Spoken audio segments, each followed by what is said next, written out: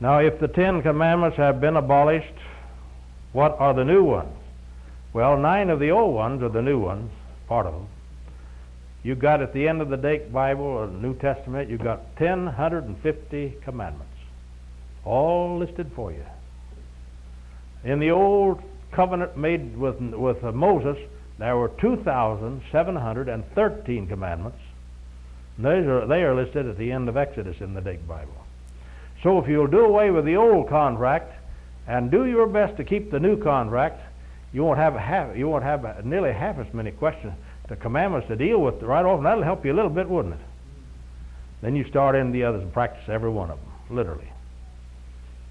Now, the idea is simply this: making a contract between two people 1 year is one thing.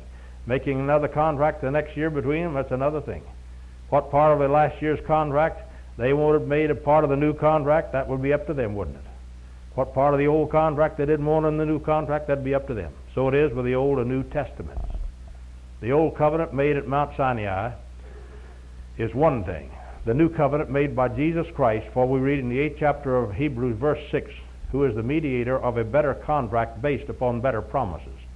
So Jesus Christ did make a new contract, and everything that he wanted from that old contract in the new contract, you'll find it, and they're still in force as if they were, if you were still under the old contract. Get the idea? Any new thing you bring from next year's contract into this year's contract, that's just as much in force this year as well as last year.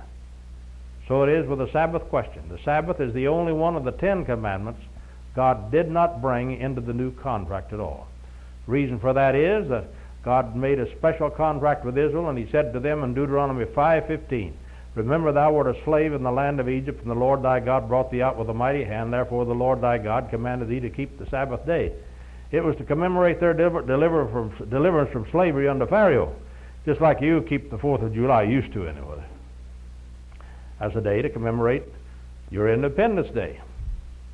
And we never saw Pharaoh, and we never heard of him as we read about him in the Bible. So a Sabbath that the children of Israel were to keep to commemorate their deliverance from slavery has nothing to do with you any more than you try to force the Germans and the Japs and the others to keep the 4th of July like you do.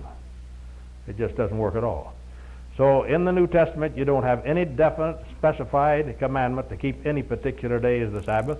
On the contrary, in Romans 14:5, one man esteemeth one day above another man esteemeth every day alike. Let every man be fully persuaded in his own mind. He that regardeth the day of the Lord he doth regard, he that regardeth not the day of the Lord he doesn't regard, he that eateth he giveth God thanks, and he that doesn't eat it doesn't give God thanks. So and so that's settled.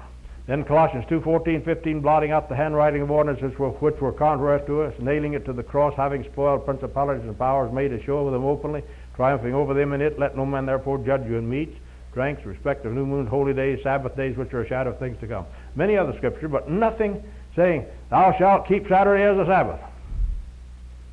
Nothing like that in the entire New Testament.